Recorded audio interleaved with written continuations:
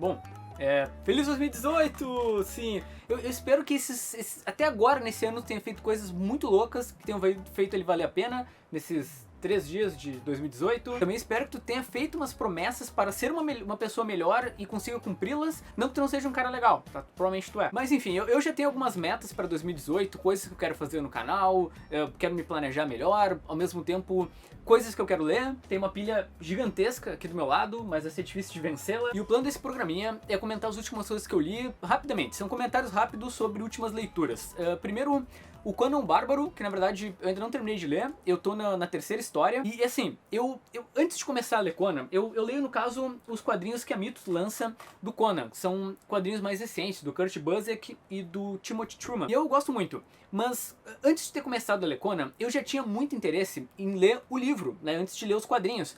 Então eu fiquei muito feliz com esse lançamento, e aí quando eu comecei a ler, eu me apaixonei. Sério, isso aqui é muito, muito bom, e é bacana porque eu li esses mesmos contos aqui do Robert E. Howard, eu li eles em quadrinhos. Então, por exemplo, tem aqui no livro do Pipoca e Nanquim, tu tem a Cidadela Escarlate, que eu tenho a versão em quadrinhos desenhada pelo Tomás Giorello. E aí é bacana de tu ver a interpretação visual do Tomás pro que tá aqui no livro original. Então é bem legal de tu fazer essas comparações. Sem contar que o Conan é um personagem muito legal, sabe? Ele é um cara bruto, um cara que praticamente invencível. Por exemplo, tem uma cena aqui onde ele tá preso no meio de vários caras grandes, assim, com exércitos ao redor dele. E em vez dele ceder, baixar a cabeça, que eles querem que ele abdique o trono, ele joga um catarro na cara dos adversários. Tu tem magia aqui, mas a magia ela não é utilizada de um jeito Deus Ex Machina, sabe? Pra resolver todos os problemas do Conan. Não parece forçado, sabe? Tu vê que a magia só faz parte da história, ela não facilita tanto a vida dele. Enfim, eu fiquei felizão, tô podendo ler algo que eu queria ler há muito tempo. Eu mal posso esperar já pra ler as histórias inéditas, que no caso eu não li em quadrinhos. E eu tenho uma notícia legal. Sorteio, sim. No caso, Deus na Urna é uma edição da editora Mitos, do Conan. Faz parte das histórias aqui do livro do Pipoca e Nanquim. E a editora Mitos nos cedeu uma edição, no caso não essa, né? Uma edição lacrada, de Deus na Urna para sorteio. Olha que espetáculo. Sério, eu sou muito fã do trabalho que a Mitos faz com Conan. As edições são lindas, são espetaculares, cheias de extras, a qualidade gráfica é excelente, tem esse dourado aqui na capa, é simplesmente incrível. Então, as regras são bem simples, tu tem que entrar no grupo do Dois Quadrinhos no Facebook, ir lá e comentar uma das tuas metas de leituras para 2018. Eu vou deixar o post aqui embaixo. Aí tu tem que ir lá, bater uma foto do gibi que tu quer ler em 2018. No caso, tem que ser aqueles gibis que tu não lê há muito tempo, tá encalhado na tua estante há um tempão, e tu quer usar 2018 para lê-lo. E além disso, tu tem que ir lá e se inscrever no aplicativo, que vai estar o link aqui embaixo, que ele vai fazer o sorteio, enfim, para ser algo mais justo. Beleza, próxima leitura, a minissérie do Sentinela, que é um quadrinho que está saindo pela editora Salvati, no caso encadernado, e tava um tempão aqui na estante encalhado, aí eu resolvi parar pra ler, enfim, vai que alguém quisesse saber do que trata a história. Isso aqui é uma minissérie simplesmente genial da Marvel, que na verdade pra mim foi muito legal de ler, mas eu acho que podia ter sido muito melhor se eu tivesse lido na época. Isso aqui saiu originalmente em 2000 nos Estados Unidos e 2001 aqui no Brasil. E agora eu vou ter que soltar um spoiler, mas eu acho que não é spoiler pra ninguém.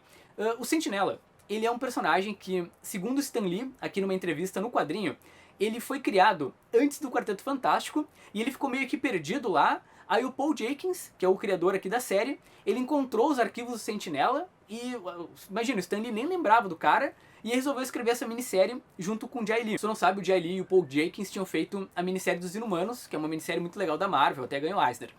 Só que essa história dele ter sido um personagem criado antes do Quarteto Fantástico, até saiu, na época saiu uma matéria na revista Wizard falando do herói esquecido da Marvel. É uma mentira. Isso foi um golpe de marketing da Marvel brilhante. Os caras foram lá, mentiram pros leitores que o personagem tinha sido esquecido pelo Stan Lee e lançaram a minissérie. Cara, muito legal a ideia. É claro que pra mim não teve o mesmo impacto, porque eu já li Os Vingadores do Bendis, que o Sentinela é muito utilizado, então não teve muita graça. Até o plot twist da história eu já sabia. Isso foi um pouco triste, mas de qualquer jeito é um quadrinho bem legal. Se tu nunca leu nada do Sentinela, procura pegar. Aqui na trama, o Sentinela ele tá esquecido, ele é um ser humano normal, só que ele acaba lembrando que ele é o Sentinela porque o maior vilão dele, que é o Vácuo, tá voltando. Então ele tem que reunir os heróis de novo pra tentar parar essa ameaça que pode destruir a Terra de uma vez por todas. Tá, mas agora eu vou comentar um quadrinho que eu sinceramente acho que tu tem que ler porque tu vai virar um ser humano melhor, que é o Rugas do Paco Roca, que é um quadrinho que na verdade ele foi lançado originalmente em 2007, se não me engano, depois ganhou uma animação e agora, no ano passado, a Devir lançou no Brasil. Isso aqui é sensacional. Trata sobre o Emílio, que é um velhinho que ele é internado num asilo pelos seus parentes. E aí fica bem claro, assim, quando tu vai lendo o quadrinho, que ele foi internado ali porque ele é um estorvo, sabe? Ele é os parentes já não tem saco mais pra aturar ele e jogam um cara num asilo. Sério, é sensacional, porque esse quadrinho, ele te traz uma reflexão sobre velhice, sobre, enfim, asilo, sobre pessoas abandonadas, num nível absurdo, sabe? Tu vê os caras assim que eles já estão incapazes pela idade, enfim, certas questões físicas e coisas do tipo, e aí eles se sentem ali abandonados, alguns não querem admitir que estão abandonados, outros têm medo de, por exemplo, desenvolver um problema mental, porque no asilo tu tem um andar de baixo e um andar de cima. No andar de baixo ficam os velhinhos mais, enfim, como é que eu vou dizer, normais, assim, que ainda tem algumas capacidades. E no andar de cima é a galera que já tem algum tipo de problema mental, tem problema de memória, sei lá. Então, putz, é muito legal porque eu vou ficar velho, sabe? Em algum momento o tempo vai passar pra mim. Então ler isso aqui é fantástico, sabe? É um quadrinho de uma sensibilidade incrível. E o Paco, ele conta que ele reuniu várias histórias em asilos pra poder contar essa aqui. Ele tem um humor próprio, aquele humor inocente, sabe? Sei lá, tem um momento aqui que os velhinhos eles vão tentar fugir do asilo. É muito bacana. Tem uma outra senhora que durante toda a história ela vai recolhendo, ela rouba pequenas coisas, sabe? Sei lá, rouba um pacotinho de açúcar e aí tu vai ver no final da história qual era o objetivo dela. Cara, é lindo, sério. Foi uma indicação do meu amigo Charles Lucena, um abraço, tá vendo esse vídeo. Isso aqui é incrível, sabe? Nossa, eu devia ter colocado na verdade na minha lista de melhores do ano porque foi uma leitura muito impactante. A Live, sim, o mangá da Panini em volume único que eu li essa semana.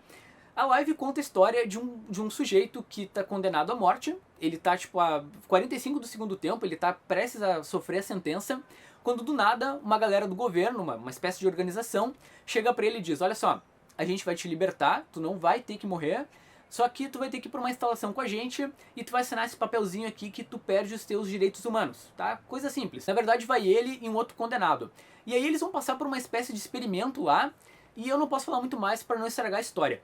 Mas é um mangá bem legal de horror, sabe? Ele é escrito pelo Tsutomu Takahashi, que é um cara bem conhecido por escrever esse tipo de mangá lá no Japão. E na verdade eu só tenho uma crítica a ele, sabe? Eu acho que ele chega até um ponto da história e de repente ele se torna um mangá sobre outra coisa, sabe? Quando eu achei que fosse sobre, sei lá, os caras lá presos nessa organização, vão surgindo outras coisas na história que, enfim, eu acho que ele podia ter desenvolvido mais a questão dos caras estarem presos, do pavor deles de estarem sem os direitos humanos e coisas do tipo. Mas é muito bom, sabe? Tu te convence realmente com o pavor dos personagens por eles estarem nessa situação. Quando tu descobre o porquê do cara ter sido condenado à morte, é meio perturbador também. Os desenhos são muito bons. Enfim, é um volume único. Se tu gosta de literatura de horror, tu vai adorar isso aqui. O próximo quadrinho é o Verão Negro, do Warren Ellis, com o Juan José Ripp, que no caso é mais um quadrinho do Warren Ellis que saiu pela editora Avatar. A Mitos, na verdade, ela comprou uma sequência de quadrinhos do Ellis, então tem muita coisa boa vindo por aí. Porque aqui o Warren Ellis ele se libertava, sabe? Ele fazia umas coisas diferentes com super-heróis. Por exemplo, a capa desse gibi dá pra dizer que é o primeiro quadro, porque é o maior super-herói da Terra matando o presidente dos Estados Unidos numa cena mega sangrenta e violenta. Isso aqui é bem interessante, sabe? Eu acho que é uma desconstrução legal do super-herói. Aqui na trama, o governo dos Estados Unidos, ele tem 7 armas, que são, enfim, são super-heróis de destruição em massa, e a gente já começa a história, na verdade, com esses caras já em decadência. Eles já estão meio que, por exemplo, um deles já não tem uma perna, e aí o maior deles resolve ir lá, como eu falei, e matar o presidente dos Estados Unidos. E isso vai gerar toda uma repercussão na história, tu começa a questionar, por exemplo, porque o super-herói, ele tá indo lá e interferindo na humanidade, sabe? Ele pensou, cara, eu vou matar o presidente porque isso vai melhorar o mundo. E aí tu começa a questionar o quanto isso é certo ou errado. Tá bom, não é nada de novo, nossa, mas é legal, sabe? É bem feito, é sangrento. O Warren Ellis, ele toma umas liberdades bem grandes do que tu veria numa Marvel ou numa DC. E eu acho que ele conversa muito com essa questão do americano que a ideia é ele pegar em armas e se tiver algum problema no país, ele pode se armar, ir lá e resolver. Sabe? Então o Warren Ellis está tipo, mostrando que não dá pra tu simplesmente ir lá e resolver o problema do jeito que tu acha que é certo. E aí o quadrinho, como eu falei, ele é cheio de violência, de escrotidão, faz tu pensar bastante sobre questão de justiça. Aí tu vai vendo também a reação da mídia, o que aconteceu, a reação dos militares, dos políticos, porque no caso as armas começam a ser caçadas, porque eles pensam que na verdade é algo que todas as armas arquitetaram, né, o assassinato do presidente, mas na prática é só uma delas. É um belo de um gibi, sabe, faz tu pensar sobre coisas como 11 de setembro, a guerra no Iraque, pena de morte, várias coisas. Eu só acho que ele fica meio clichê assim, mais pro final. Mas ele é realmente muito bom, sabe? Eu gostei da leitura. É Verão Negro. É isso. Beleza, agora eu vou comentar um lançamento da Vertigo que tá nas bancas, que é o Sala Imaculada. No caso, essa é uma minissérie da Gayle Simone que se fecha em 3 edições e os desenhos são do John Davis Hunt, que é um cara que... sério, ele é um monstro, sabe? Ele é o cara certo pra desenhar um quadrinho de horror como esse aqui. Olha isso, olha os desenhos do John Davis Hunt. Atualmente ele tá fazendo uma série com Warren Ellis que é chamada Wildstorm. O cara é muito bom. Aqui na trama, o noivo na verdade, de uma jornalista chamada Chloe Pierce, ele se mata. Sim, o cara dá um tiro na cabeça e ela encontra com ele um livro que faz parte de uma seita religiosa misteriosa fundada por uma mulher que é igualmente misteriosa chamada Astrid Miller. E aí a Chloe ela vai lá investigar para tentar expor os segredos da tal Sala Imaculada, que faz parte dessa seita religiosa, e ao mesmo tempo buscar vingança porque, né, o noivo dela morreu. Né? É isso. Tá, eu devo ser um dos poucos caras que não achou isso aqui tão legal, sabe? Porque nos Estados Unidos, e pelo que eu vejo de comentários, a galera tá falando bem, sabe? Mas é que não me pegou muito, porque do que trata a trama aparentemente, pelo que eu falei? Tá, é uma pessoa, uma mulher lá que tá tentando vingar a morte do noivo e vai buscar descobrir os mistérios sobre uma sala misteriosa. Só que quando tu vai lendo o gibi, essa trama é meio jogada de lado, a Chloe já não parece mais tão investida em buscar vingança, tu já começa a descobrir os segredos da sala e vira um gibi sobre a sala. Só que eu não quero saber sobre a sala, porque o quadrinho, ele me prometia uma trama sobre aquela pessoa, sabe? Eu acharia mais legal se os mistérios fossem sendo mostrados aos poucos, tu visse lá o sofrimento da Chloe, mas logo na segunda edição ou terceira, isso já é meio jogado de lado, e aí eu também não gostei muito do próprio estilo da Sala Imaculada, as roupas que tem que vestir na sala, eu não, sabe, como eu posso dizer, esse universo ele não pareceu muito atrativo pra mim. E aí atrapalhou um pouco a leitura, sabe? Porque parecia que o gibi não tinha muito objetivo, e o que ele me mostrava já não era tão interessante. Mas enfim, eu vou continuar acompanhando por conta dos elogios, sabe? Vá que o quadrinho fique mais centrado. E um ponto meio polêmico. Como tu deve estar sabendo, a Gayle Simone é um grande ícone feminista, certo? Principalmente no meio dos quadrinhos. Isso eu acho mega importante, sabe? Eu acho óbvio que é certo que as mulheres tenham mais espaço nos quadrinhos, não só como escritoras, desenhistas e coisas do tipo, mas que nas histórias elas sejam melhores utilizadas. E nada mais justo do que a Gayle Simone utilizar melhor personagens femininos no gibi dela. Só que, em vez dela promover a igualdade, ela parece que todas as mulheres são mega fortes no gibi e os homens são fracos. Sabe, não que isso seja errado, mas sei lá, eu acharia mais legal se ela, sabe, balancear essas coisas, já que ela luta pelo feminismo e coisas do tipo. Beleza, próximo quadrinho é o Red Skin, que saiu pela Mitos. Eu tava mega empolgado para isso aqui, porque no caso o Red Skin é o segundo volume dessa nova linha da Mitos, que o primeiro deles foi o Eric, que se tu não viu, ficou em um monte de lista de melhores do ano. Isso aqui é muito bom. E, enfim, então eu vou acompanhar com certeza essa linha de europeus da Mitos. E não, Red Skin, por mais que tenha essa capa que chama um pouco atenção, não é um gibi sobre putaria. Não, na verdade, tá ok, a personagem principal, ela usa seus atributos físicos na história, etc, mas não tem nenhuma nudez, nem nada do tipo. Aqui na história, a gente conhece uma agente secreta russa, que ela é infiltrada nos Estados Unidos com a missão de se tornar uma super-heroína, porque eles precisam fazer uma... É muito engraçado, assim, é muito boa a ideia. Naquele momento nos Estados Unidos tem uma espécie de organização religiosa que tá tomando conta, sabe? E é interesse do governo russo que esses caras não dominem os Estados Unidos para provar, não lembro exatamente o que. Então eles precisam de uma propaganda para fazer oposição a essa questão religiosa, e eles resolvem criar uma super-heroína, porque eles sabem que nos Estados Unidos todo mundo gosta de super-herói. Aí a Vera, que é o nome dessa agente russa, ela vira a Red Skin. Deixa eu encontrar ela com o uniforme aqui. Os desenhos dessa HQ são do Terry Dodson, que é um cara que você deve conhecer pelo Homem-Aranha, ele desenhou bastante. E é legal que nos trabalhos europeus, o Terry, ele se dedica muito mais, sabe? Que ele faz muito mais cenário, ele se puxa muito mais nos desenhos. Assim, é um quadrinho que quando eu comecei a ler, eu achei que ele não ia me pegar, sabe? Porque ele tem um clima mais leve no sentido de que, sei lá, ele tem algumas piadinhas, tem essa questão dela usar o corpo às vezes pra fazer alguma brincadeira. Mas conforme eu fui lendo, sabe, a personagem foi me cativando aos poucos, a leveza da trama foi me atraindo.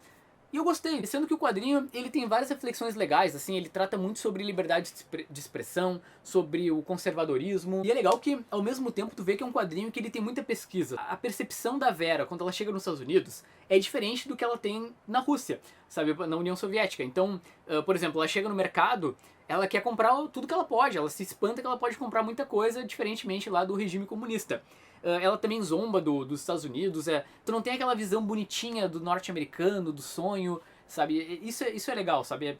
É diferente de tu ver um gibi Marvel, DC. É isso, eu acho que é um gibi legal se tu quer ler algo mais pretensioso, mais aventuresco, ao mesmo tempo com muita pesquisa, com uma trama legal e muito bem desenhado. Bom, é isso, eu realmente espero que esse programinha tenha sido útil. O link do sorteio tá aqui embaixo. Comenta aí o que tu leu de mais legal nesses 3 dias, veja só, né? O ano tá passando muito rápido. Nossa. E eu espero que esse seja um ano bem legal para nós dois, tá? Tchau.